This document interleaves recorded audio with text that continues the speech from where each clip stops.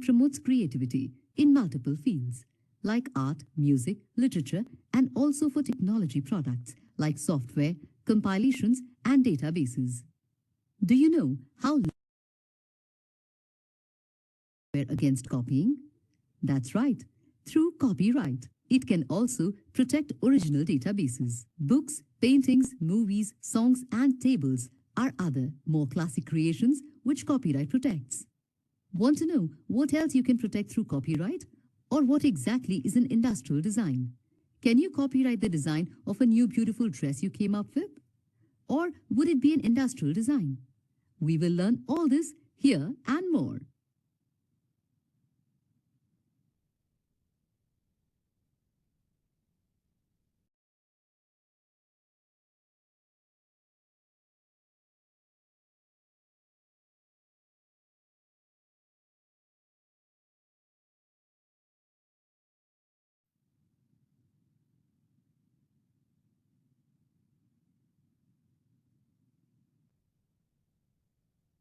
Sir, we are live. Please go ahead. Sir, please unmute. Okay, sorry for the technical glitch. I hope my slide is visible and I'm audible. Sir, you are audible. Share again. Share again. Share again. Okay.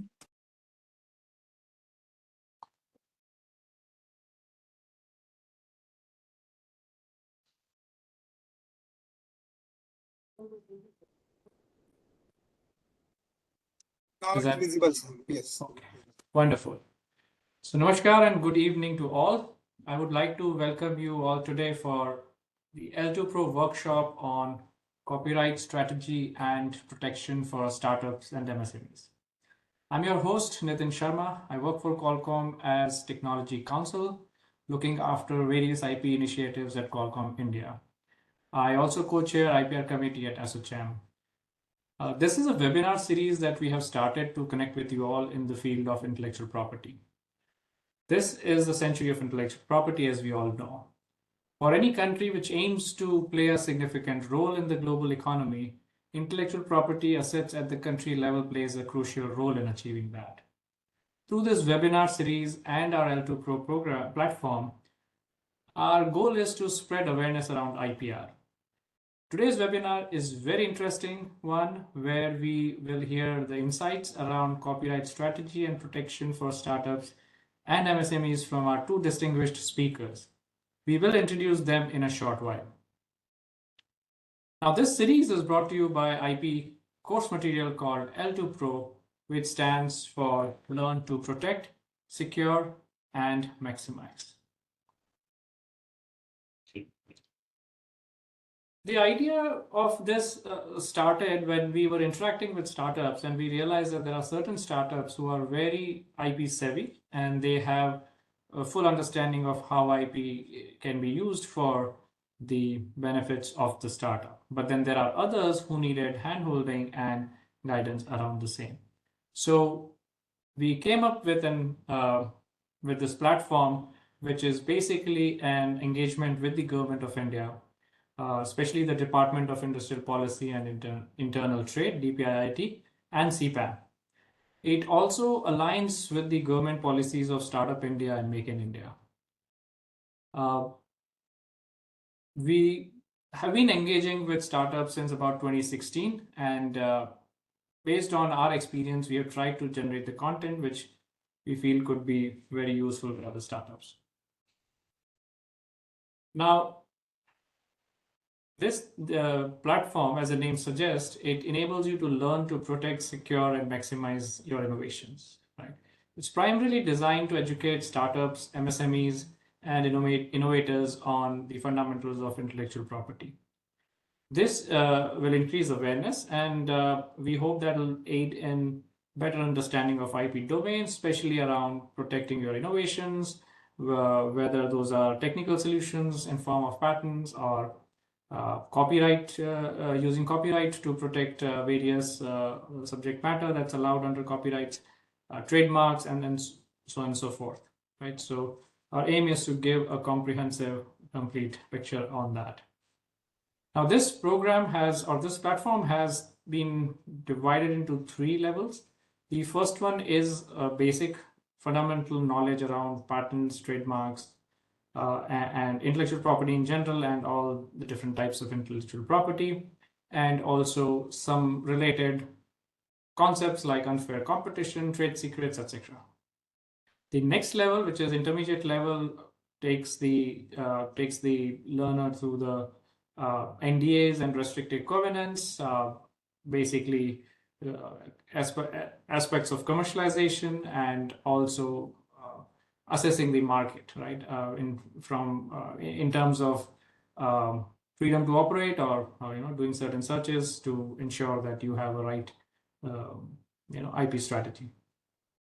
The last one is the advanced level, which basically gives the concepts around funding and venture capitals related matters, and basically how IP can be used by startups in order to access to funding and the capitalist. There is also an introduction to standard setting organizations and how they operate. And then finally, how do you deal with the disputes like infringement, validity, and so on and so forth. There's a app version of it. You can download it from the Play Store or App Store. There are some snapshots from this app. As you see, there are small snippets of information followed by some questions, easy pop-up questions that can quickly check your understanding, and also useful information around the facilitators that Government of India has come up with and has put in place to support startups and MSME, details around SIPP schemes, and so on and so forth, right? So it basically covers various aspects that will be useful. Some more screenshots. So basically the way it's designed is for every chapter there is an introductory video that gives you a brief summary of the chapter, and followed by some more details of that topic. Then there is also, as I said, there is on the website also there are a set of questions that pops up and checks your understanding as you go through the course. You get a certificate which is actually certified by CPAM, Qualcomm, NLU Delhi, and basically Government of India. So it's the certificate is free of cost. If you go through all the modules and attend the quiz, I think you can get the certificate. All right, so I hope this tool will basically enable you to get the basic, intermediate, and advanced level of intellectual property. And if you wish to know more beyond that, then certainly there are other resources that will be coming up. But so with that, I think we move on to our next section. I would like to introduce our first distinguished speaker, Sri Hemant Khoslaji. He is a Deputy Registrar of Copyrights at the Copyright Office. He started his career as a lecturer in IMS Dehradun, where he taught for 2 years. In 2011, maybe around the same time, he joined Intellectual Property Office as examiner. He completed training from Tokyo on substantive examination of trademarks. He is designated as a Deputy Registrar of Copyrights in 2020. He participated in negotiations with different countries on copyright issues. He was twice nominated as a member of Standing Committee on Copyright and Related Rights at WIPO, Geneva. It's an honor and privilege to welcome you, Sri Hemant Khoslaji. We look for the enriching talk from you.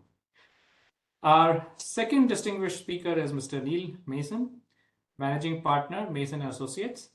Mr. Neil Mason is an alumnus from the National Law School of India, NLU Bangalore, and has been practicing intellectual property law for over 25 years. Throughout his career, Mr. Mason has dealt with diverse aspects of intellectual property and information technology laws with a primary focus on litigation. He has been involved with several path-breaking decisions on intellectual property, primarily in the areas of copyright and trademark law. Mr. Mason regularly advises clients on their trademark portfolios and works with clients to enforce and protect their rights, both in terms of litigation as well as prosecution. He also regularly acts as intermediaries in and appears in courts in relations to rights, duties, responsibilities of intermediaries.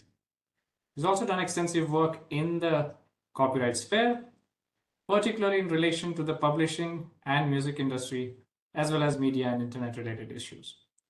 Mr. Mason is highly regarded amongst his peers and is member of several national and international intellectual property law associations and has spoken at numerous intellectual property seminars, conferences, and other forums. That includes appearing before Parliamentary Committee reviewing amendments to the Indian Copyright Act. And last but not the least, he is currently serving as the Vice President of India Group of AIPPI, which is an international association of protection of intellectual property. It's an honor and privilege to welcome you, Mr. Neil Mason. We look forward to your enriching talk as well. With that, I hand it over to Mr. Hemant Khosla. Please start enriching us with this.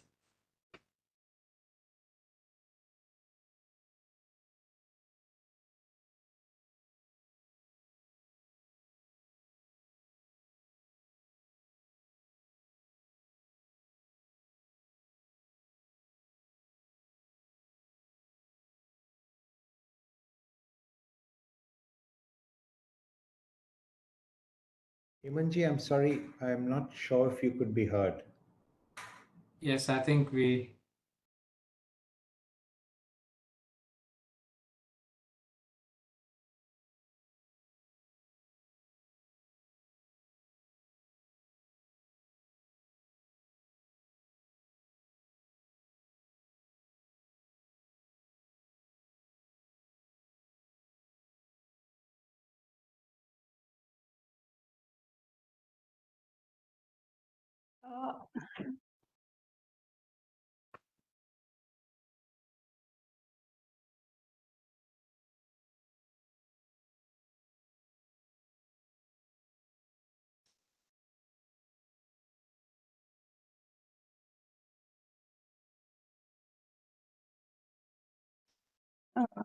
All the participants, please bear with us while we. Sir, I'm audible right now? Yes, you are. Please go ahead. Wonderful. Thank you.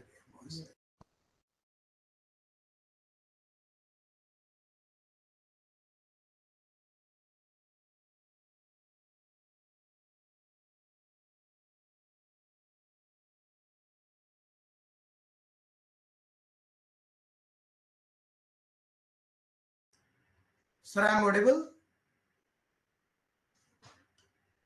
Yes, please start. Okay. Sorry for the inconvenience.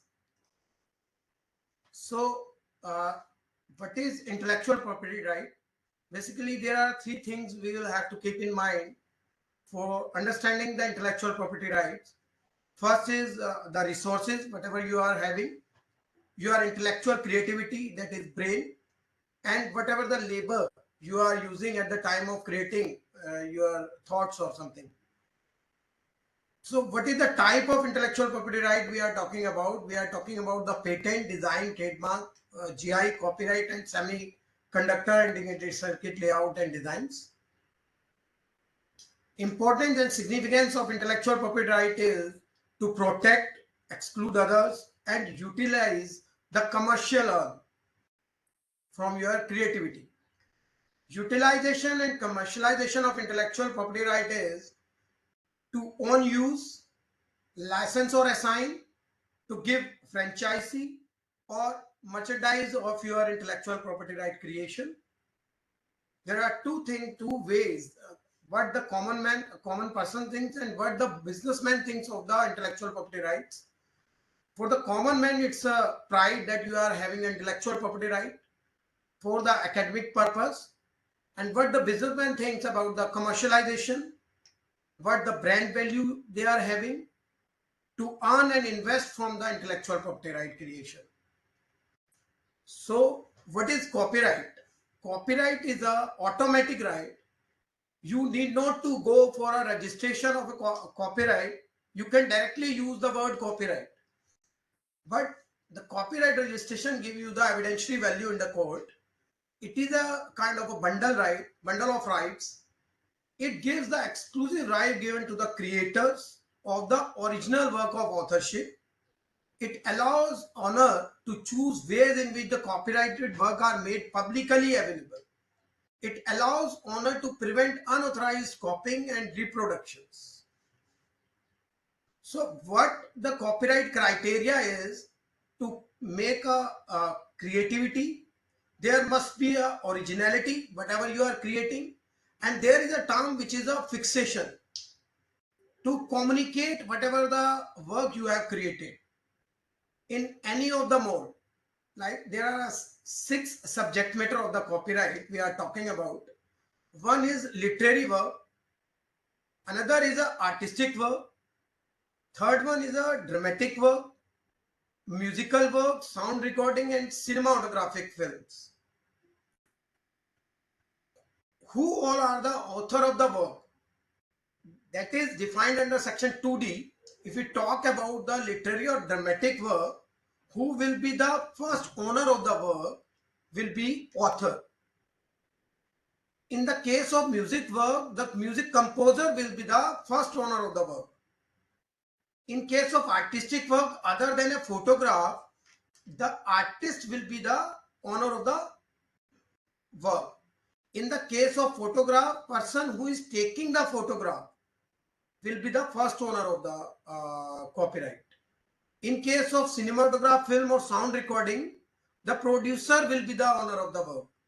In case of the computer generated work, whether it is a literary, dramatic or musical or artistic work, the person who causes the work to be created will be the owner, first owner of the work.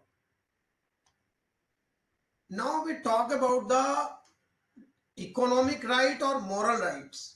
The moral rights given under section 57 and section 14 talks about the economic rights given to the copyright holder. The economic rights is a transferable right, may be assigned to other owners for a sum of money or a royalty depending upon the usage of the work. Suppose I make a song and after that I am giving that song to any of the society for generating the royalty. In that case, that copyright society will issue the license or further collect the royalties and transfer that economic benefit to the original owner. That is the economic right given to the first owner. And what is the moral right? Moral right is a kind of a non-transferable right. They remain with the original author.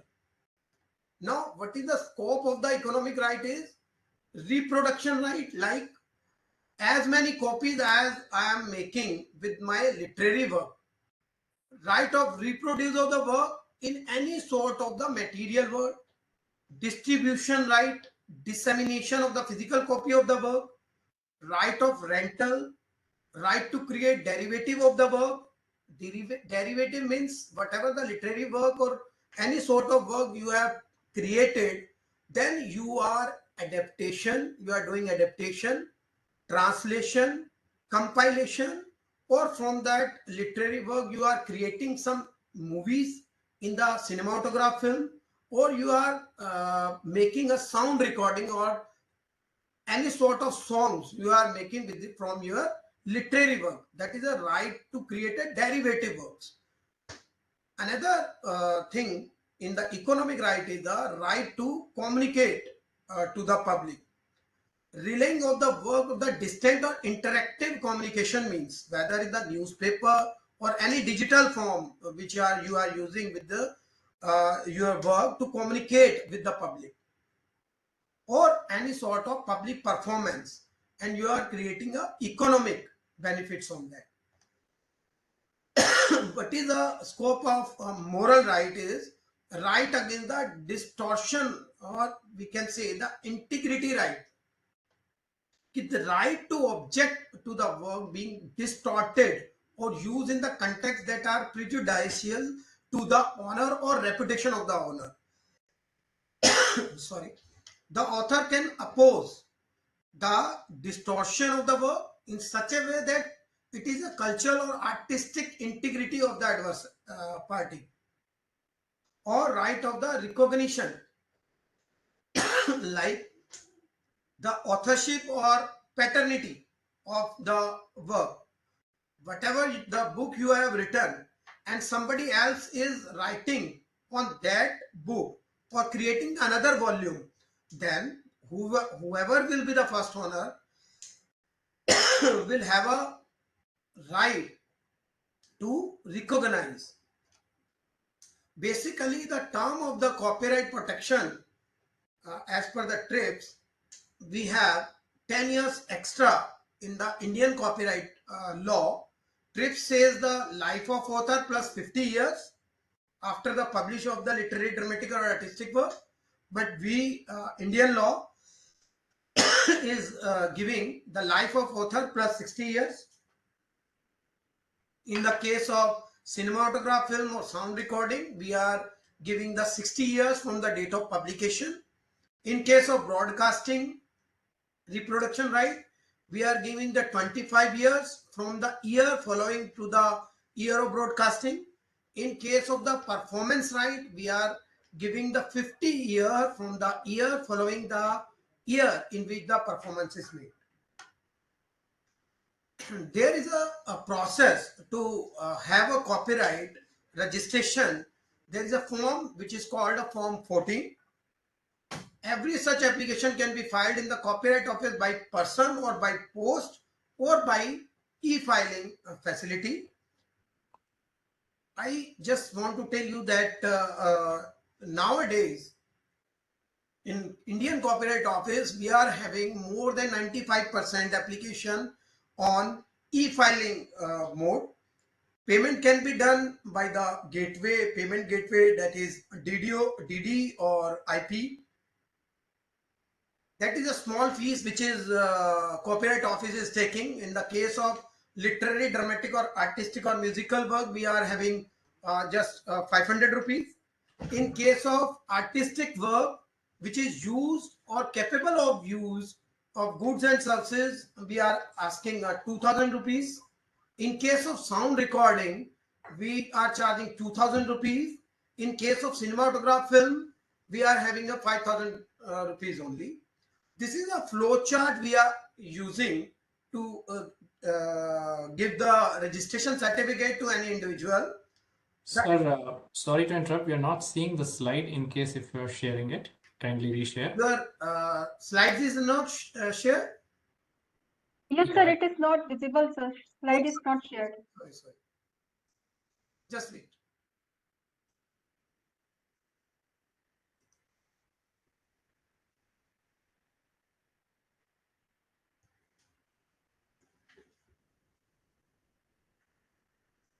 Now it's visible. Yes, sir. It's visible. So that is the application procedure in the copyright form 14. And this is the fee structure of the copyright application. Literary, dramatic or artistic or musical work, there is a fee structure is 500 rupees. There is an artistic work which is 2000 rupees. If you will see, there is a difference. First slide, we are saying artistic work 500 rupees. Another thing, the artistic work we are asking 2000 rupees. दोनों में difference ये है कि artistic work जो use किया जा रहा है कैपेबल ऑफ बीइंग यूज्ड और यूज्ड इन द गुड्स और services, in that case we are asking no objection certificate from the trademark authority and 2000 rupees where the artistic work is used or capable of being used in a goods or services. Suppose there is a picture, any picture you are having an artistic work in a picture which is not used for the sale and purchase of the goods and services, then you will have to pay 500 rupees.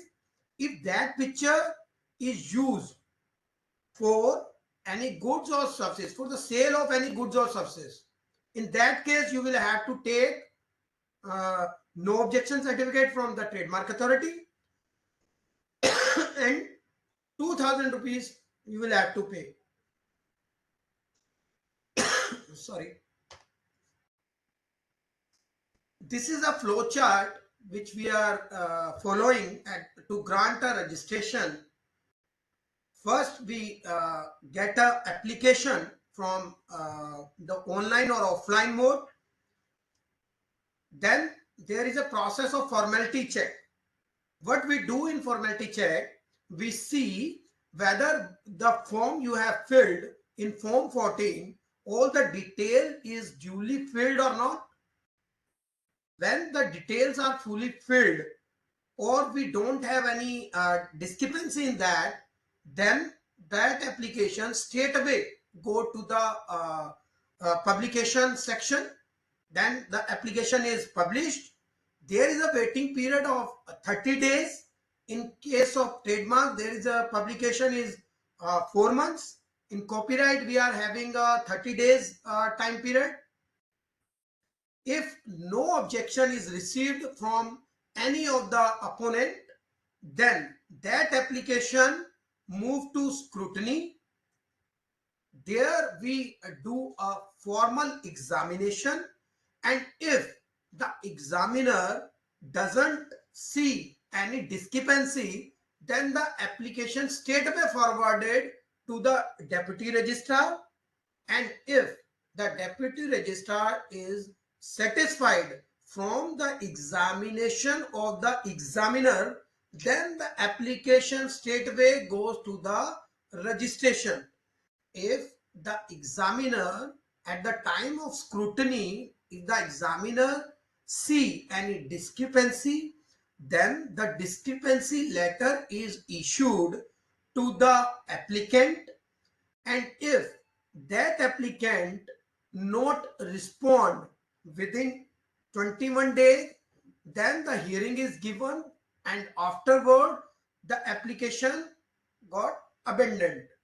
If the reply is duly filed by an applicant, then the examination is done by the examiner again, and if no discrepancy is found, then the application straight away sent to the deputy registrar for the final decision. And if the deputy registrar found that no discrepancy is there, then the application moved to the registration directly. But if the examiner found discrepancy again, then the Copyright Office issue a correspondence letter to the applicant to comply with that discrepancy. And if the discrepancy is not complied again, then the opportunity of hearing to the deputy registrar is given. And if the applicant gives the proper documents to the registrar, then the application moves to the registration section.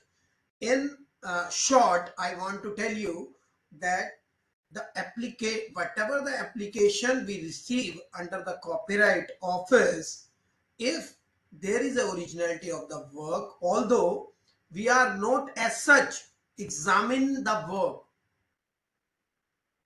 we are just seeing or relying whatever the applicant is saying or giving the true things or saying that this work is my original work.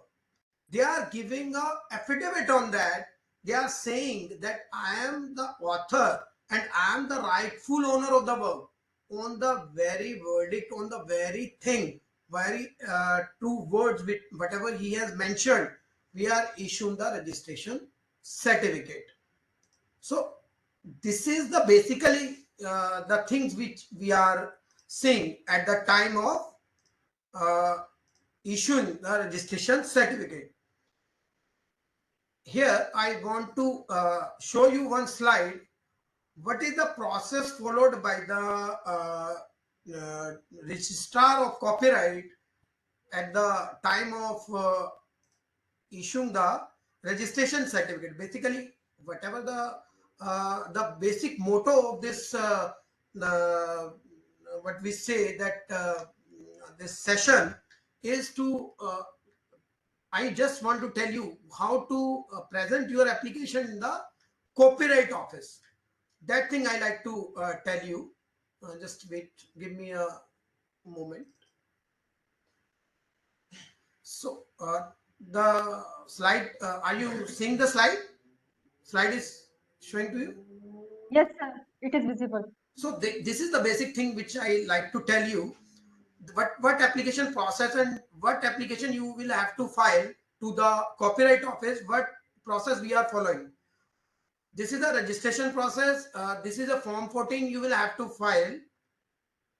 This is the fee structure which I have told you earlier. This is the basically copyright office website where you will have to file your copyright application. This is the e-filing copyright application portal. There is a registration of copyright and change in particular. That is a login ID you will have to create. This is very simple, as you are making your ID on the Gmail, Instagram, or Facebook. That is as simple as that. You will have to create your login ID. That is only for one time. As many application you like to file, with the single user ID you can file a multiple application. This is the small thing. This is a basically a new user registration form. There is a title, your name, your surname, your address, your country, your nationality, your state, district, your email ID, phone number. If you are password forgetting questions, suppose you forgot the password, then there is a hint questions, your user ID and password. And after that, this is the first page of the form 14. In column number 2, you will have to write the name of the applicant, address, pin code, nationality, date of dispatch means the date when you are filing your application, the communication address of the applicant, and then I accept. This is a second page. Again, name and address and nationality of the applicant, individual, business, or others, name, full address, pin code, nationality. Then your applicant's signature, upload the signatures. Now, what is your interest? यानी applicants का interest क्या है उस particular work में. Suppose I am an advocate and I am filing your application, then I will have to select कि I am an advocate. If the author is filing the application, then he will write author. If the owner is filing the application, then he will select from this toggle button the owner. There is a different columns. Now, class of work. What kind of work you are applying for the copyright? There is a class of work. There are 6 categories: literary, dramatic, artistic, musical, sound recording, cinematograph, film, and software work. Then you will have to say the description of work over there. What is your title of the work, language of the work. In column 7, you will have to write the details of the author of the work. What is the detail of the author? And after that, under section column 8, you will have to say whether your work is a published work or unpublished work. There are 2 buttons, whether it is published or unpublished. Suppose you have a multiple publication, then you can write first year and country of first publication and save the first publisher, and again you can write the second year and column of country of the publication, and multiple publication you can add through save first publishers. Now year and subsequent publication. Now there is a column 11 which says about the who will be the owner of the work. Literary, dramatic और artistic work के अंदर author will be the first owner of the work. Suppose column 7 and column 11, बस ये मुझे थोड़ा सा आपको बताना है कि कैसे कॉपीराइट ऑफिस एग्जामिन करता है एप्लीकेशन को. Suppose column 7, author of the work, and column 11, owner of the work is different, then we issue the discrepancy letter. Ki kindly give the no objection certificate of the author in favor of owner. If column 7 and column 11, column 7 means author of the work, column 11 is owner of the work. If column 7, I mean author and owner is same, then no objection certificate is not at all needed and the registration certificate is immediately granted. Now, there is a column of column 12 and 13. If you have assigned your right to any of the person, then you can write the details of column 12 under column 12. If the work is an artistic work, located of the location of the original work is different, or what is the location of the original work, you will have to write the column 13.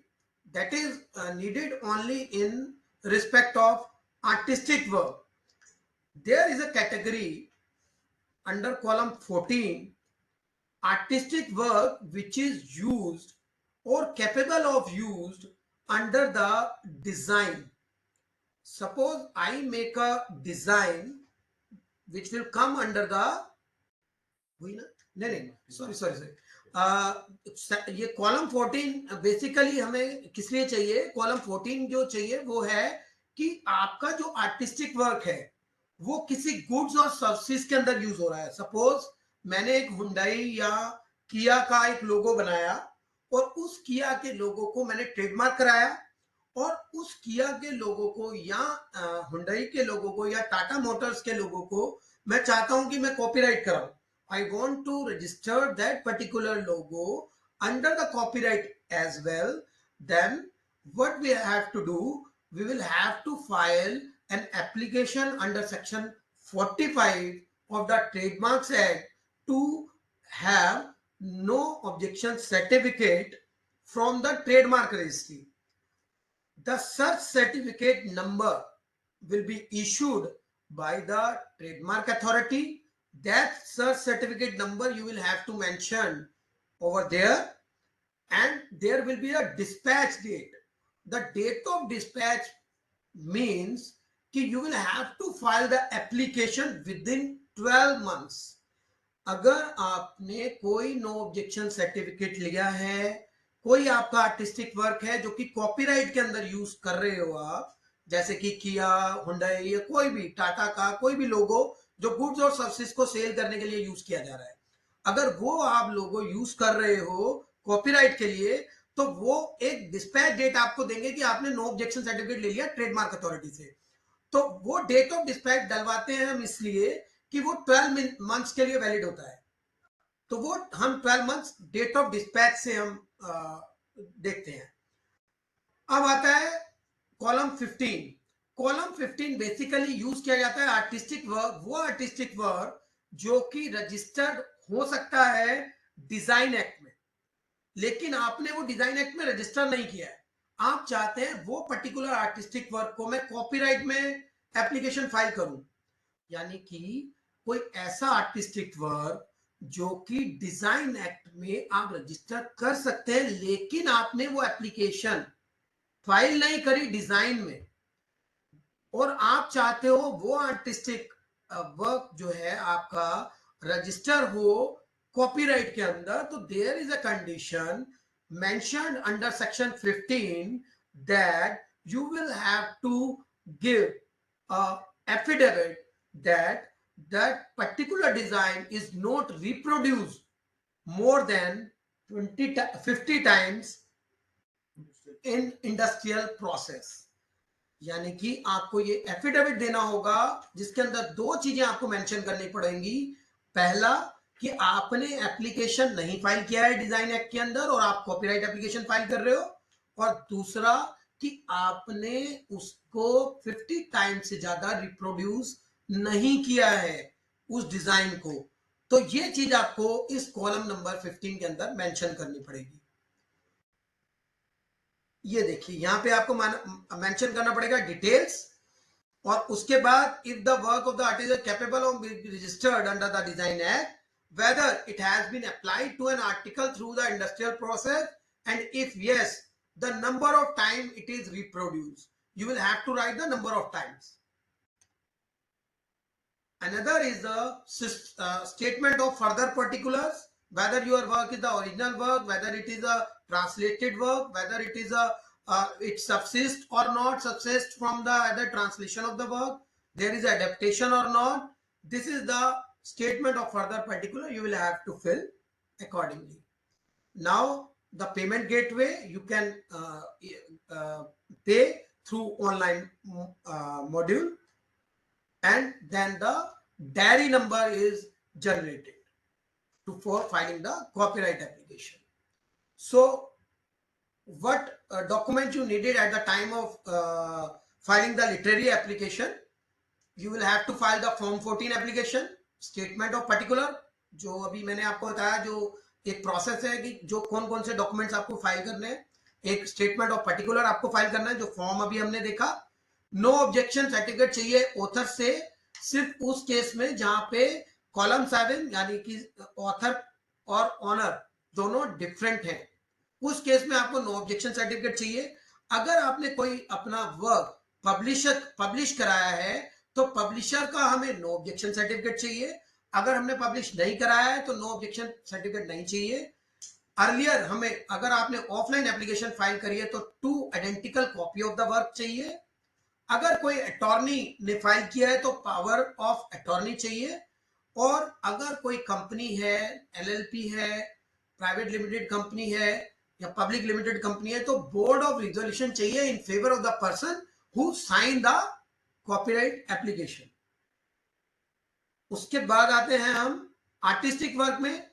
No objection certificate चाहिए of the person. Suppose एक artistic work है और उसके अंदर किसी person की, जैसे कि अगर मैं क्लोजअप का ऐड देखूं तो क्लोजअप के ऐड में अगर दीपिका पादुकोण की फोटो है तो हमें दीपिका पादुकोण का जो फोटो है उसका, दीपिका पादुकोण का हमें नो ऑब्जेक्शन सर्टिफिकेट चाहिए कि मेरी फोटो आप अपने आर्टिस्टिक वर्क पे यूज कर रहे हैं for the sale and purchase of the goods. तो हमें एक तो नो ऑब्जेक्शन सर्टिफिकेट चाहिए उस आदमी का जिसकी या उस लेडी का जिसकी फोटो उसमें अपीयर हो रही है उस आर्टिस्टिक वर्क में. सर्च सर्टिफिकेट चाहिए of the trademark registry under section 45, जहां पे जो आर्टिस्टिक वर्क है यूज किया जा रहा है गुड्स और सर्विसेज को सेल परचेज करने के लिए. एफिडेविट, आर्टिस्टिक वर्क में 3 कैटेगरी हो सकती है. एक हो सकता है कि हमने कोई पोर्ट्रेट बनाया हो तो उसके अंदर 500 फीस है, डायरेक्टली फाइल कर सकते हैं, किसी नो ऑब्जेक्शन सर्टिफिकेट की जरूरत नहीं है. लेकिन अगर वो गुड्स, और दूसरी कंडीशन है जहां पे आर्टिस्टिक वर्क गुड्स को बेचने और खरीदने में यूज किया जा रहा है, उस केस में हमें नो ऑब्जेक्शन सर्टिफिकेट चाहिए ट्रेडमार्क अथॉरिटी से. तीसरा कंडीशन है जब आर्टिस्टिक वर्क, ऐसा आर्टिस्टिक वर्क है जो कि डिजाइन की कैटेगरी में आता है, उस केस में हमें एक एफिडेविट चाहिए जिसमें हम बोलते हैं कि it has not been registered under the design act और it has not been applied to an article through an industrial process and reproduce more than 50 times. फिर आता है साउंड रिकॉर्डिंग, सिनेमाटोग्राफ, फिल्म. हमें एक नो ऑब्जेक्शन सर्टिफिकेट या agreement चाहिए various other person involved in the creation of the work. This is not needed if there is only a sole creator of the work. अगर sole creator of the work है तो हमें कोई affidavit नहीं चाहिए. अगर उसके अंदर if there are more than one right holders or the creator, then we will need an agreement between that person or the no objection certificate in favor of the owner. In case of computer software, because of the recent amendment, we need a source code only. If there is a more than 20 pages, then we need first 10 pages and the last 10 pages in the PDF form, and we need a source code only. यानी अगर आपको computer software register करना है तो उस case के अंदर हमें सिर्फ 10 पेज स्टार्टिंग के, 10 पेज बाद के, अगर वो 20 पेज से ज्यादा है तो, और सिर्फ सोर्स कोड चाहिए हमें. Thank you.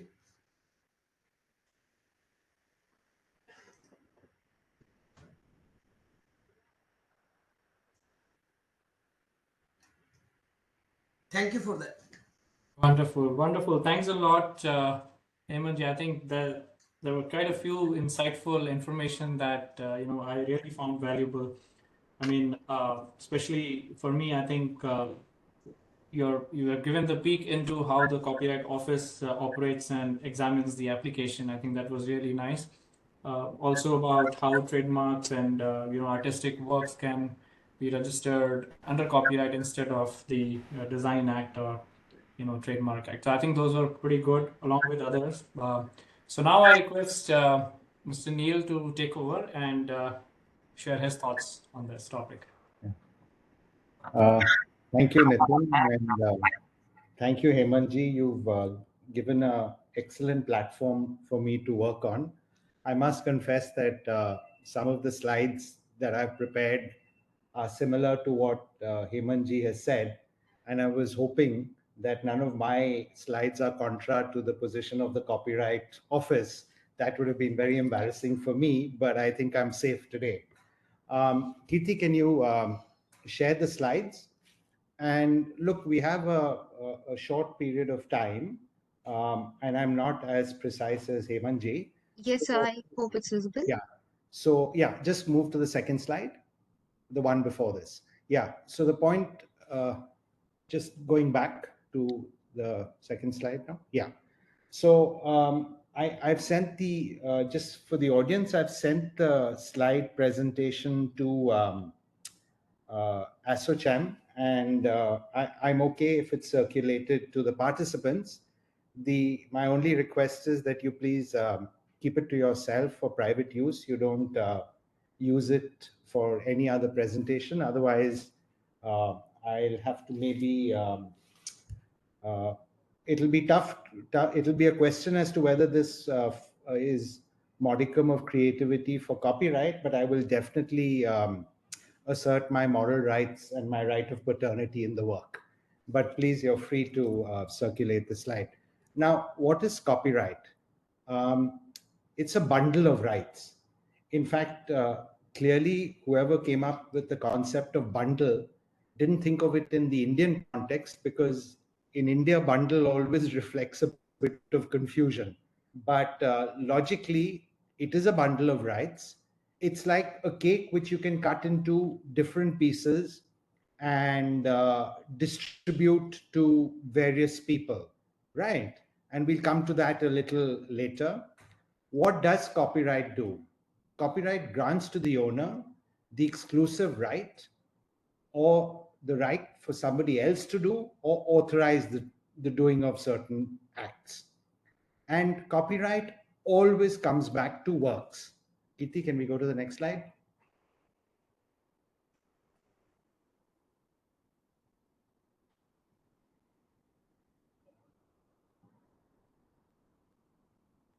Yes. Yeah. So as Hemanji had said, look, they are broadly under the Copyright Act. There are 6 classes of works. You will have your literary work, your dramatic work, and you have to bear in mind the difference between a literary work, like a script for a play or a movie. That's a dramatic work. A literary work is a book or a poem. Now, it's arguable that a literary work is wide enough to be a dramatic work, but in terms of classification of works, dramatic work is separate from a literary work. You have a musical work, which is really the melody of a song. You have artistic works, which are like paintings or photographs. You have sound recordings, and you have cinematographic films. So when you're looking at classification of work, it has to fall under one of these categories under the Copyright Act. Kirti, next slide. Now, as I've said, it's a bundle of rights. So we've briefly discussed works. Now, what are the exclusive rights that you have? And I'm not going to go through the entire chart, but just to give you an example, I'll run through literary work. The owner of the rights in a literary work has the right to copy, reproduce, store, issue copies, publicly perform, make a film, make a sound recording, translate and adapt. So these are the rights that a person who owns the copyright in a literary work has. So it's very important that when you're looking at copyright, You first have to look at what are the works and what are the rights associated with the works. What is important in this chart, right, which you can look at later, is that different works have different rights. So it's not necessarily a one size fit all, right? Of course, there is an overlap between the rights. Like if you look at, for example, if you look at artistic work, it is similar to literary works. But if you look at cinematographic film and sound recordings, the rights that are given are very different from the rights, say, of literary work. So there is different rights in each work. Kiti, next slide. Now, one must bear in mind that even within copyright, there are different layers. For example, you talk about a film. Now, look, a film itself has several rights within it. For example, a film will have a script, which would be protected as a literary or a dramatic work. You have dialogues, you have film sets, and Hemanji was talking about, you can create designs out of that. So you have the sets itself. Songs I've put in the next slide. You have your visual footage. You have your actor services. You have your dance performances. You have your choreography. So that would be performers' rights. So even within a work, you have different layers of rights that merge into that. Of course, there are issues which I'm not going to discuss in detail as to, in certain cases, there isn't a clear merger. So if you've incorporated a song in a film, and you have the rights for that, you can have the rights of the song in the film, but you don't have the rights in the song separate from the film. That's what I mean by different elements of copyright. Can we go to the next slide? Yeah, so for example, even something like a song, you have, if it's an audio only song, which is without visuals, you'll have the lyrics, you'll have the melody, and you'll have the sound recording. If you have an audiovisual song, you'll have the song, which is really, which is the song with visual imagery. It could be protected as a cinematographic film. Now, the cinematographic film, which has the visual elements of the song, also has the song as part of the entire audio-visual image. Can we go to the next slide? Now, since we've already discussed works, we've discussed rights in the works, you must bear in mind that, again, copyright is not a one-size-fits-all. I can cut it into different slices and give it to different people. Or I can even ask the owner of copyright for just one slice. I don't want it all. For example, if you're the author of a book, you can give the adaptation rights for a cinematographic film to a film production company. You can give, say, translation in Hindi to one publishing house, Spanish to another publishing house, French to another publishing house. You can territorially assign it. So the Spanish publishing house, you can give them rights for the entire world. The French company, you can decide for whatever reason, no, I want to give one company the rights for publishing a translation in French for the territory of European Union, and I give the rights to somebody else in South America. So these rights coexist, right? I can give the rights of a podcast to a third party. So again, for the same work with different rights, I can literally cut it into little pieces and give it to different people. Next slide, please. Now, when we keep coming back to copyright, a very fundamental issue, and this is something that you're going to read and hear a lot about now in terms of generative AI, is the idea-expression dichotomy. Look, copyright does not protect an idea. Copyright protects the expression of the idea, right? And this was pretty well laid down in the R.G. Anand Deluxe Films judgment of the Supreme Court. And that's a judgment that's pretty much stood the test of time because it's still looked at as the go-to case in the idea expression dichotomy. But it's also possible that you have an idea for something and you've developed it enough for it to be an expression. And here I'll discuss briefly the Anil Gupta versus Kunal Dasgupta case, where I think a producer had an idea to come up with a live Swayamvar on TV. And they went to one of these not a music channel, a television channel. This was sometime in the late 90s or early 2000s, and came up with this idea. And they gave them various presentations on the detailing of the program. And what then happened was the agreement couldn't work out because of commercials. And then the television channel launched its own Swayamvar on live TV. Sorry, yeah, it was, I think there was a compare. It was fairly significant program in the late 90s. Now the person obviously filed a suit saying, look, this was an idea I came up with. Now again, ideas are not protectable under the Copyright Act, but it was shown that, look, there were presentations, there was a significant development of the idea. I just didn't come and tell you, let's have a live Swayamvar on TV. I got into details of how it would be created. And given it was a private person, they also had a copyright registration. And therefore the court gave an injunction, but the court gave a very interesting injunction. It was called a springboard doctrine, where it said that, listen, if you've come up with this and you come up with a program, then others can see the program and create their own. So what we'll do is we'll give you a 9-month or a 1-year injunction that if you come up with another program of your own in 1 year, then the other party is going to be restrained for an additional period of 1 year. So it gives you that springboard. But if you don't come up with your program in a period of 1 year, you can't block this forever. Finally, the matter did get settled. And so therefore, there were no two programs. There was just one Swayamvar program by one party. Can we go to the next slide? Now, again, copyright is a statutory right. So there is no independent right to copyright. Whatever rights there are under the Copyright Act, and I've shown you in terms of works, in terms of exclusive rights, that has to be found in the four corners of the statute. Unlike, say, trademarks, where you hear of reputation, goodwill, you hear of the concept of passing off unregistered trademarks, copyright, you have to find what rights you have under the Copyright Act. Next slide, please. Again, Hemant ji had briefly discussed this.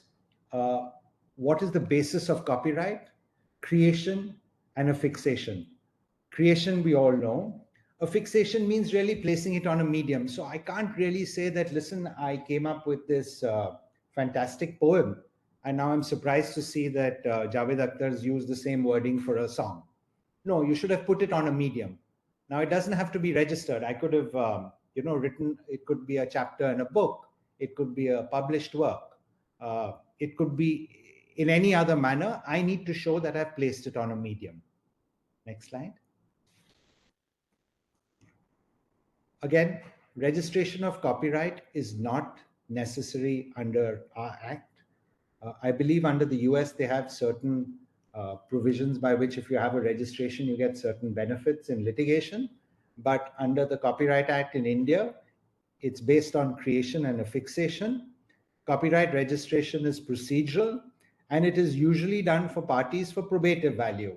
And what I mean is that if you have come up with a work that you haven't published, and you're going to a publishing house, or you've come up with a concept for a film like it happened in Swayamvar, and you take the script to a director and he spends 3 days reading it and then says, nah, I don't think it's any good.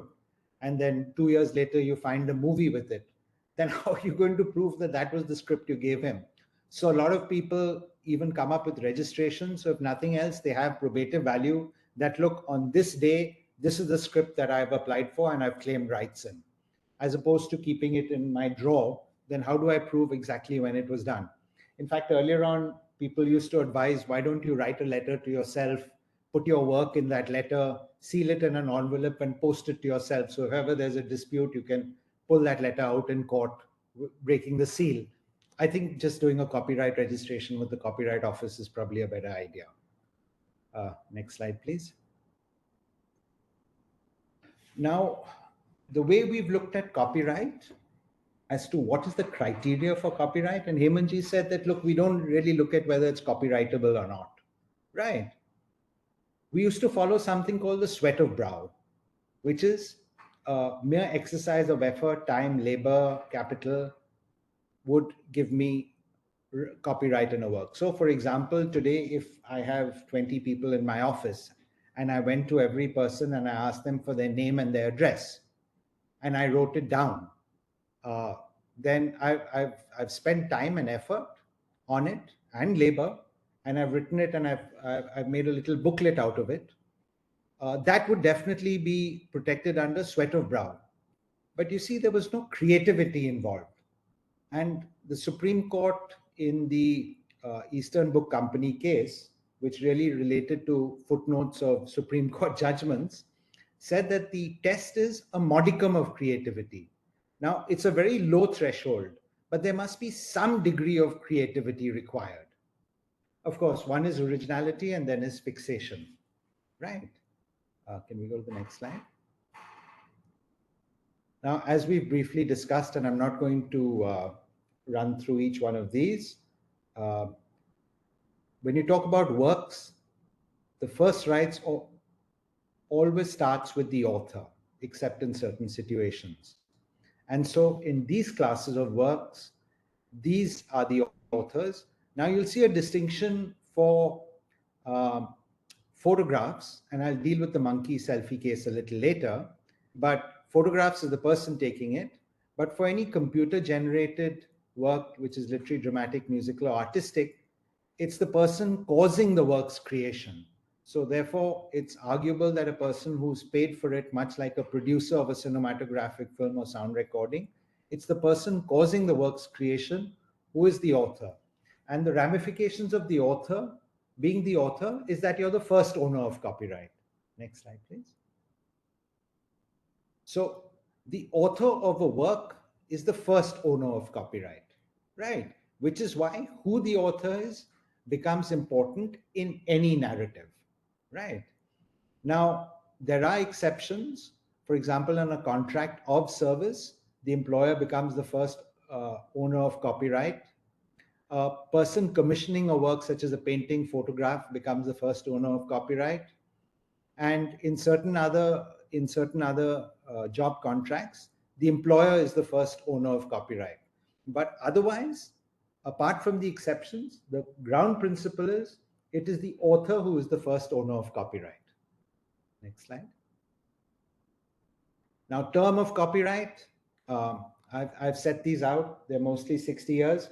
In fact, there was an earlier discussion that, TRIPS required us to be 50 years, life plus 50. We added 10, I think, sometime in the 1980s or something, because my understanding is we wanted to extend the rights in relation to Sri Rabindranath Tagore's works. So they were expiring. So we extended it by 10 years. Then I think after 60 years, life plus 60 happened. That debate came up, but then I think, the legislature decided that, look, we can't keep extending it. So which is why we have this interesting that it's actually 60 years, whereas in a lot of cases it's 50. And so the 60 was brought about 20, 25 years ago. Next slide.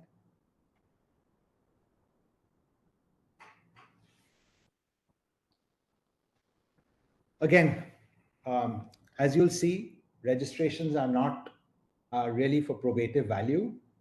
So the question then is that, look, if I own the copyright in India, what happens? How do I enforce it in any other country, right? I can't be expected as an author to register my copyright in every country of the world, which you'd have to do for patents or you'd have to do for trademarks. So to some extent, the copyright industry is fairly driven and very organized that way. Under the Berne, under TRIPS, under Universal Copyright Convention, you have reciprocal protection. So if both the countries are members of, say, a particular convention, then authors or works of those countries will be protected in a reciprocal basis across those countries. Now, in India, whereas even if we are part of a convention, you have to make it part of your local legislation. So we have the International Copyright Board Order 1999, which is annexed to most copyright acts, which gives you a list of countries that are members of, which are members of these conventions, and therefore there is reciprocal protection. There is, of course, the principle that you can't give more protection than, say, the host country has, right? So, for example, if UK has protection for 50 years, then a UK work will be protected in India for 50 years, right? But on the other hand, say an Indian work is protected for life plus 60 in India, but if there's another country that has, say, 90 years or 120 years, then the Indian work will only be protected for the period which is protectable under the Indian legislation, right? So there is a significant harmonization by these legislations, which I must say, I look, trademarks and patent being statutory rights are catching up, but there is an automatic vesting of reciprocal protection under the copyright legislations, which is why you'll see a lot of enforcement actions. People who want to use copyright as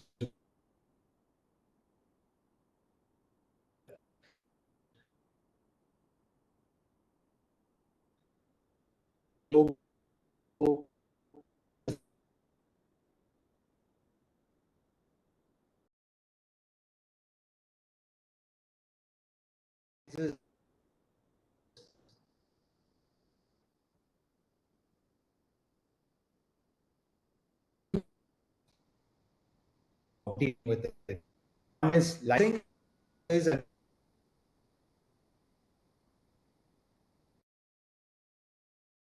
language, but transfer of ownership. Sorry, am I clearer now? Okay, I'm just going to go ahead. License is a permission to use, and a license can be exclusive or non-exclusive. So an exclusive license would exclude everyone else. And this is where an exclusive license gets tricky. It also excludes the owner. So if I'm the owner and I've given Kirti an exclusive license, I can't exploit the works. Kirti has the exclusive rights to exploit the works. A non-exclusive license can be given to various people. There's no restriction on that. But a non-exclusive license has an interesting principle that even though I am the owner, I am excluded from using it if I've given an exclusive license to a third party. Can we go to the next slide? Now, these are presumptions under Indian law, which are, which I think at best these are a little bit of a banana peel when you're coming up with agreements. And it's important that you bear this in mind, because these are presumptions under Indian law that if you don't define the term, it is presumed to be 5 years. So if you don't define the territory, it's presumed to be within India. So if tomorrow I say I'm assigning you the rights and that's it, and I don't say term, then the rights could revert in 5 years. If I don't define the territory, then it'll be deemed to be India. Also, again, the basis is not for somebody, you should use the copyright that you have. So when no exploitation occurs within 1 year, then the rights revert. That's the provision. However, all these provisions can be contracted out of. But for example, say if I get an assignment of a work, of a book, and I don't publish the book for 2 years, 3 years, and there is no exception to, there is no contract to the contrary, then the rights would revert to the author. Now, assignments and licenses, again, these are provisions in the statute. It has to be in writing and assigned. So I can't look, an agreement, a contract under the Indian Contract Act is an agreement enforceable by law, right? That's what a contract is. However, an assignment requires to be in writing and signed by the assigner. So if I give you a book and say, look, I'm giving you the copyright in the book, you can keep it, just pay me whatever, and I've taken the money, that is not an assignment. It has to be in writing. It should identify the work, rights assigned, duration, should specify amount of royalty or whatever the consideration is. Again, if the period of this is a repetition of what I had stated earlier, that if there are deeming provisions in assignments and licenses, be it exclusive or non-exclusive licenses. Next slide, please. Yeah. So what are the types of licensing? And this is, we're getting a little into music heavy kind of battles, but broadly under the Copyright Act, we have three types of licenses. One is a voluntary license, right? Which is two parties sit and work out the terms of the licenses. The other is a compulsory license where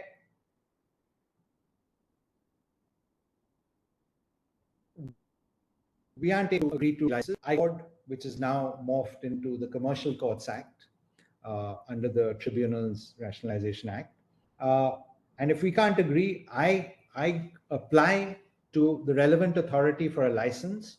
The relevant authority grants to me a license, setting out the royalty as well as the terms. So, for example, it could relate to books that, say, a book that's withheld from the public. Or, for example, radio industry has been fighting the music industry, saying that I've offered you reasonable terms for me to, run a business on these terms. So let a licensing authority decide whether a license should be granted, and then if it decides to grant the license, then it should set out the terms and the royalties payable. A statutory license is something like, you've heard of cover versions and statutory license for FM radio broadcast, where the terms of the license are covered in the statute itself. So you don't have to go to an authority. You don't even have to go to the owner. You go to the owner for voluntary. You go to an authority for compulsory. Statutory, you look at the statute, and anyone in the world who can satisfy the criterion of the statute can go for statutory licensing. There are obviously terms. When I say anyone in the world, for example, for music, statutory licensing is only for FM stations and maybe television stations. So if I want to broadcast music on the internet, I can't rely on a statutory license. Again, cover versions. It used to be an exception to Copyright Act. If I want to make a cover version of a song, there are terms and conditions. I don't have to go to the owner. There are terms and conditions which sets out how much I have to do, what I have to pay, so I can take those steps. It's like, it's almost like it's almost like the statute is my owner. The statute tells me you do this and you can go ahead. Next slide, please. Again, a voluntary license can be exclusive or non-exclusive. I briefly discussed compulsory licensing, and what I really want to say about compulsory licensing is it's not a right. There has to be an adjudication. So, for example, if I run 100 radio stations and I go to a music company and say, I'd like to play your music 24 hours for these 100 stations for the whole year, and I will give you 500 rupees. And the music company obviously tells me I am not interested in talking to you. I can then go to the body and say, look, he's not negotiating. But I'm sure the commercial court will act and say that, look, his refusal is not unreasonable, right? You've come up with unreasonable terms, so I'm not going to fix anything. But if I come up with more detailed terms and the court were to think, yes, this is reasonable, and I think the music company is being unfair, then it can set out the terms for the license. Can we go to the next slide? There is a right to receive royalty, and this is very music heavy, because it was felt that in the Indian context, publishers who are really the owners of the underlying works. When you talk about publishing for the music industry, they were not giving adequate sums to author composers, and therefore now author composers have a right to receive an equal share of the royalty as the publisher. When I say publisher, I mean the owner. So there's like a 50-50 share. So it's like 25 to the lyricist, 25 to the composer, 50 to the owner. And this is part of the statute. Next slide, please. Okay, copyright infringement and remedies. Really, your remedies can be to get at the interim stage, and interim jurisprudence is developed a lot in India, because you essentially get interim orders to resolve matters. So you can get an interim injunction, you can get an ante pillar order, which is really a search and seizure order.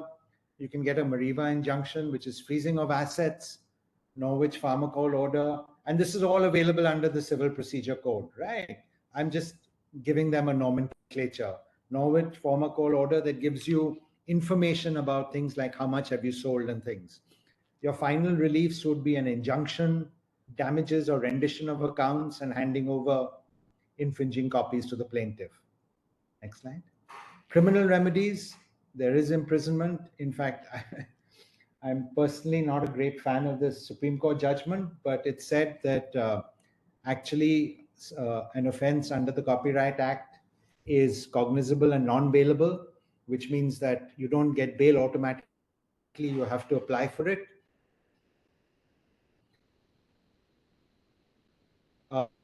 They really went by what the says, that if it's then way you use it and the defenses you have. And now we talk about exceptions to copyright, where it's defenses of fair use. It's questionable whether the police should be looking into these issues, but that's where we are at present.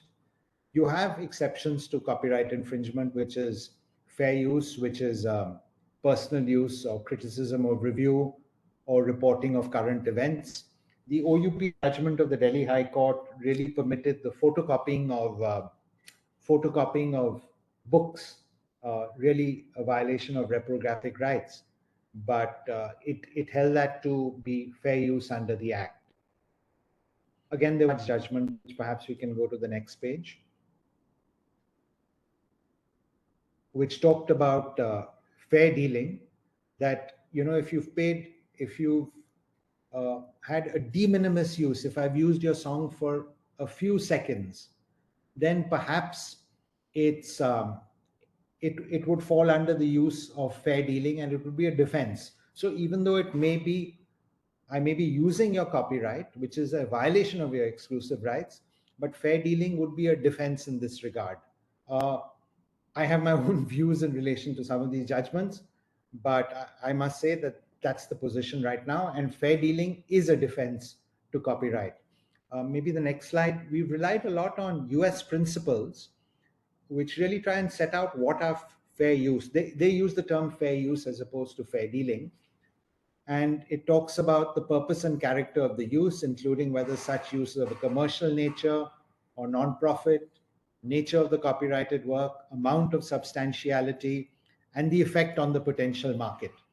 In fact, one must bear in mind that when one is copying two different classes of works, there are two tests that one has to consider. One is the qualitative test, which is the quality of taken. For example, for a sound recording, there may be few seconds in a song that are very distinctive and everyone recognizes it. There's also the quantitative test, where if it's a song for 3 minutes and I've copied 2 minutes, right, then I may fail the quantitative test. But surely if there's 10 seconds of a song that's very distinctive and I have a 5-minute song, surely it'll fail the qualitative test if I say that, but I've only used 10 seconds of the song, it's a 300-second song, 10 seconds is nothing, it's about 2 or 3%. I would actually then maybe fail the qualitative test. Next slide, please. Okay, we are back to the monkeys. And I brought them in for generative AI and copyright. Generative AI will have the potential of being devastating for the music industry and perhaps the film industry if the industry is not organized, right? We are still trying to figure out a lot of the things. Some people have a particular view, but why have I brought an image of a monkey here? And I'm sorry for those who already know about the monkey copyright case, because it opens up a lot of questions. What is the monkey copyright case? A well-known photographer went to Indonesia, and in an Indonesian forest, he put certain cameras at certain angles, and which kept clicking pictures. And that was around a tribe of monkeys. Now the monkeys would come and look at it, and essentially it's referred to as the monkey selfie case, because what was really happening was that the monkeys were taking selfies. Now the issue, so he took these photographs and then he tried to seek copyright protection in the US. So then the question that arose was, did you take these photographs or did the monkeys pose for these photographs? And really, the monkeys did the photographs because it was the monkeys who came and made these funny faces and took these image photographs. So the Copyright Office actually in the US rejected it, saying that, look, the owner of copyright would actually be the monkeys, and a non-human can't be the author. So therefore, this work is not protectable by the monkeys or anyone. In fact, the World Wildlife Fund first came in and said that it can't be protected. Then they tried to amend their claim and said, no, let the monkey be the author. And the Copyright Board in the US said that, no, it can't be subject matter of copyright. I don't think we've had a similar case like this under the Indian, before the Indian Copyright Office.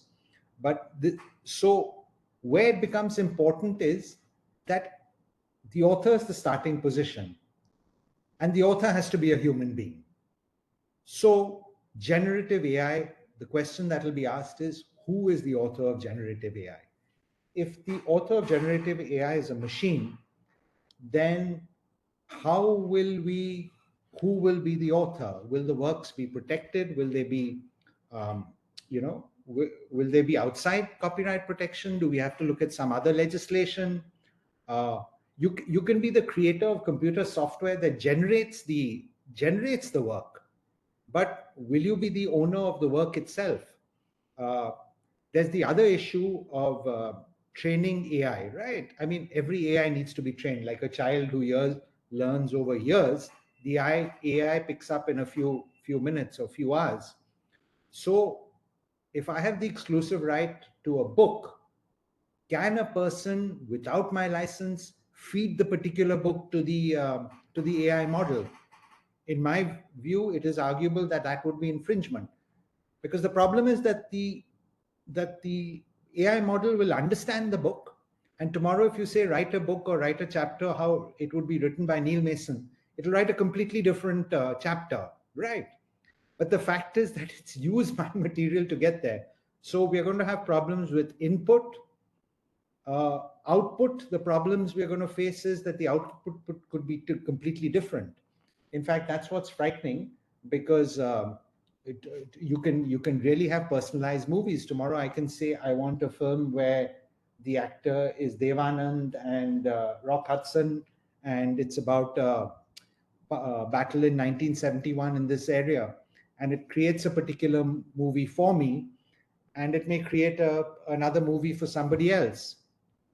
There's also the issue of idea expression dichotomy with generative AI. That, okay, so I've written a book, but you fed the book into generative AI, and generative AI has gone and written another book. So what's happened to idea, what happened to your fancy idea expression dichotomy, because the expression is different? That's happening now with music, where AI is generating its own music. I really don't have clear answers to this. I have a view, but these are questions that we need to think of. And, these are not questions that we need to think of for the future. These are questions we need to think of today. It's happening. And AI is going to move faster than we can think. So we need to start having answers to see whether our copyright system needs to be modified to meet the challenges. You can't stop AI. You can't stop generative AI, but you need to start figuring out where your guardrails are. Can we go to the next slide? So there have been a couple of cases in China and USA and India where the Beijing court has said that, yes, by the way, that's an image, that's an AI generated image, where AI can be protected under the act, and that the plaintiff was the author of the image. Because what they said here was that the author came up with sufficient detail to protect, for the AI to generate the image. And maybe the next slide will give a greater clarity. This is in the US court. So these are two AI generated images, and these were rejected by the US court. Now, I'm not a US lawyer, but if you read the judgments, they're not that different, because the US court said that we have to see the level of input, right? I can say I want a picture of a forest. That's very generic. But if I set out the time of the day, in which part of the world, what are the trees, what's on the ground, whether they are animals, is it a deciduous forest? Uh, will I be putting trees that don't go into deciduous forest into that? If I get into that level of detailing, the shade, the Pantene colors of the particular colors for the trees, would that be sufficient?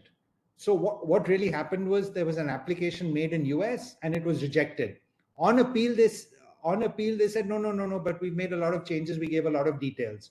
So even the appellate board in the US said no, we will stick to what you've said. You've said this is purely AI generated without any details, so we are rejecting that. You can't 1 year later on, you now realize the mistakes that you've made and you're changing things. The reason why I'm saying this is that, so there is that window. The Indian Copyright Office has dealt with a similar issue, and that image I think is on the next slide.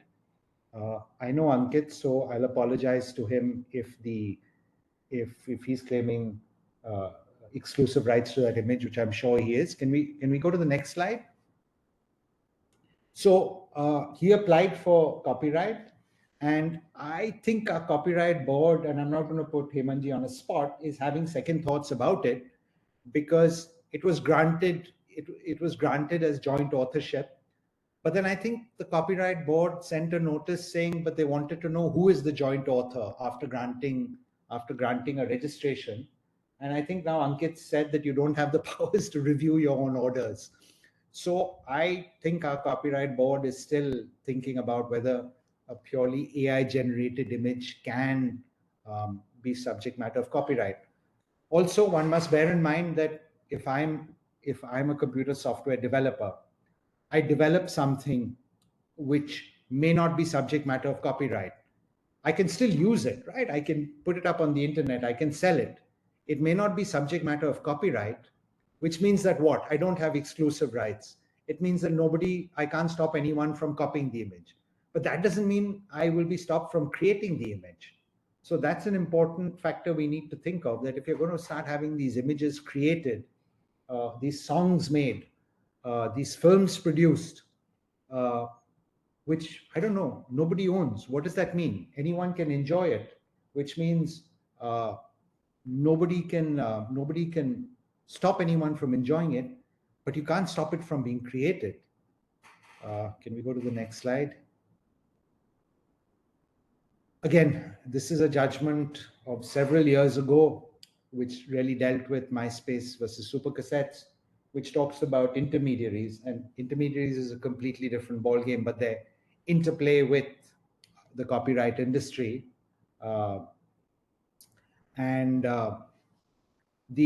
The issue here was whether what are the rights of intermediaries, because people were putting up copyrighted content. Now, what's happened is gradually, if you see over the years, a lot of the content on YouTube is subject matter of copyright.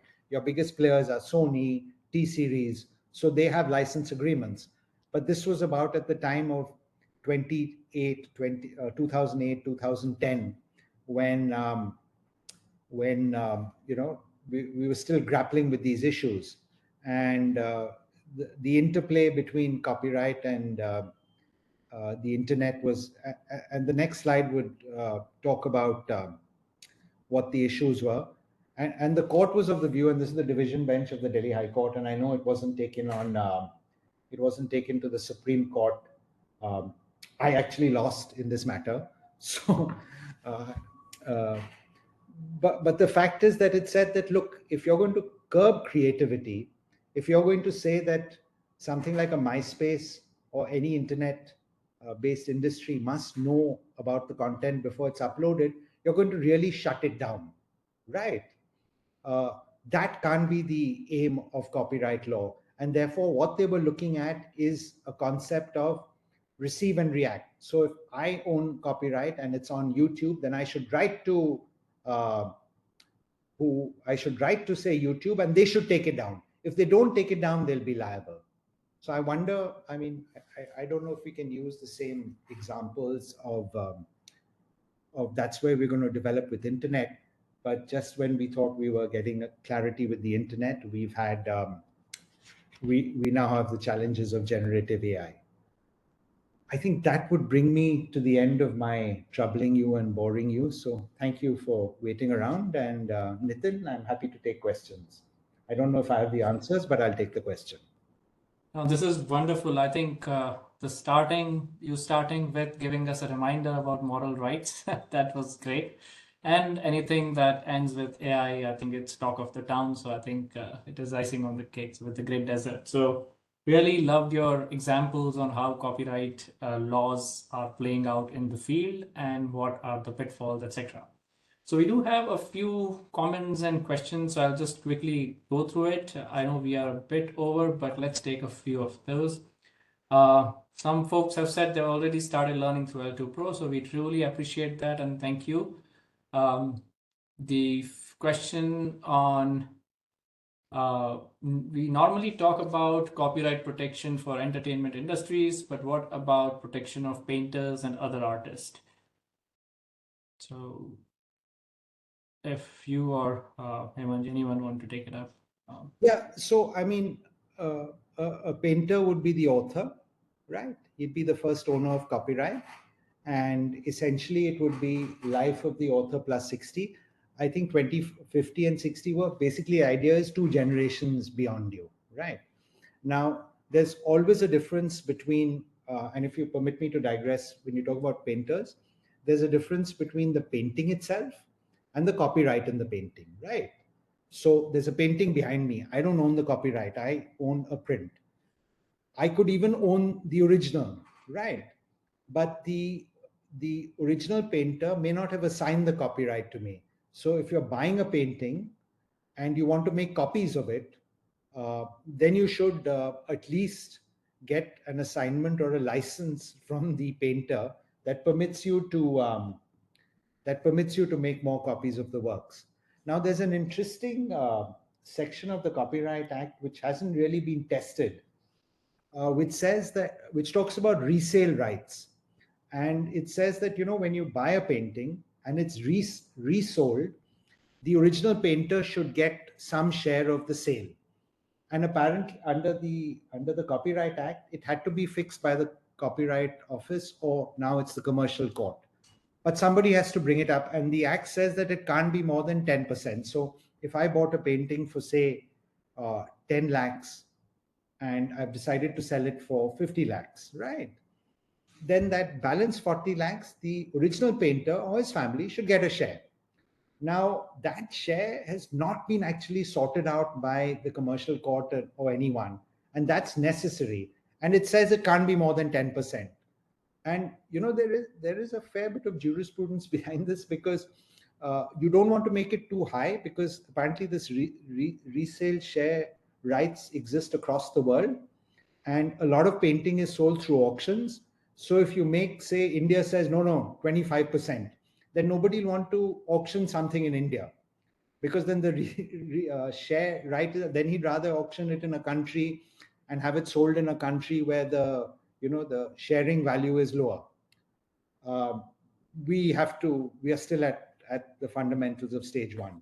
But in terms of protection, copyright protection, there's no problem. I think our laws are fairly straightforward. But as you've seen, the creation of these works, I mean, if you're going to have millions of works generated by AI, I still think that human intervention will be valued greater, but mass-produced markets always affect the creative industry.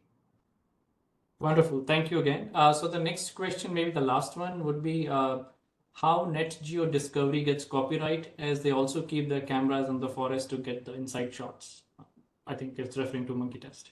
Yes.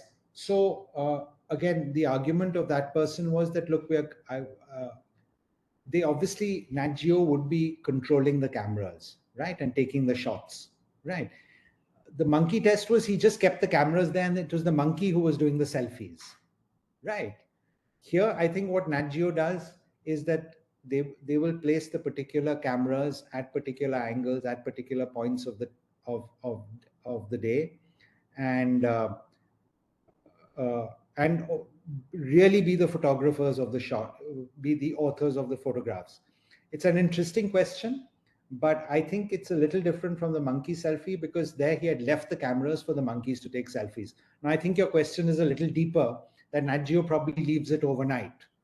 Well, pick a fight with Nat Geo, but no, more seriously, I would think that the placement that you've taken that time and effort to produce the photographs, right?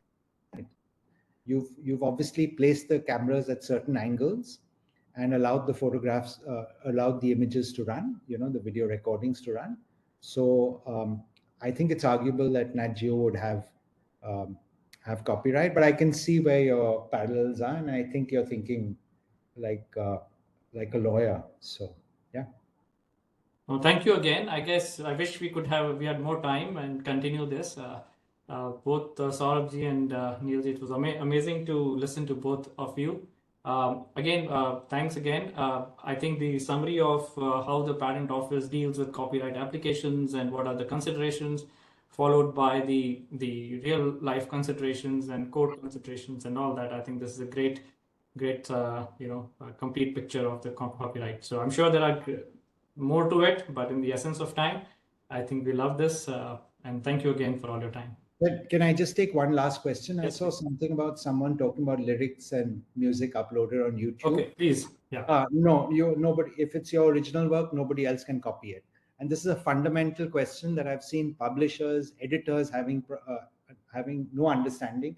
Just because something's available on the internet doesn't mean it's not protected. So I think Sharad had asked a question about what if I do it. No one can copy without you, provided it's original. Any other question? I know we are short of time, so we do have one actually about US rejecting Surya's copyright protection. Isn't the reciprocal protection concept? Like, if we have granted it, should the US be granting it? Yeah, so that's a tough one. They should have granted it, but it's obviously not crossed their realm of originality, right? And given the area, see, it's also going to raise certain questions. For example, the large language modules, and this is where again Berne becomes important, or universal copyright protection. That tomorrow, if there's a country that says that you can train large language modules without requiring a license, then people will be thinking about moving their servers to that country, using all the copyrighted material to train the material there, because the violation is taking place in a country where it's not a violation, and then using the trained material to bring it out.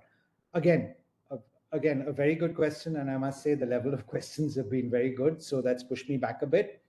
But you're right that they shouldn't be rejected under Berne.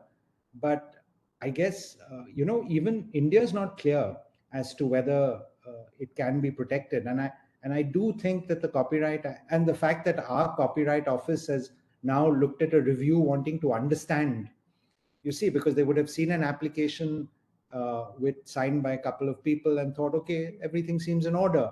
But now you've realized you've probably given it to somebody who doesn't exist as a human being. So now the argument that, oh, but you can't file a review, but the larger issue has to be looked at. Again, I don't have an answer. I'm asking, and you probably heard more questions than my answers. Yeah. But yeah. Okay, all right then. I think that's all for the day. Thanks again, and we'll let you go. Thank you again for the great insights. Thank you, sir. Thank you. Thank you, sir.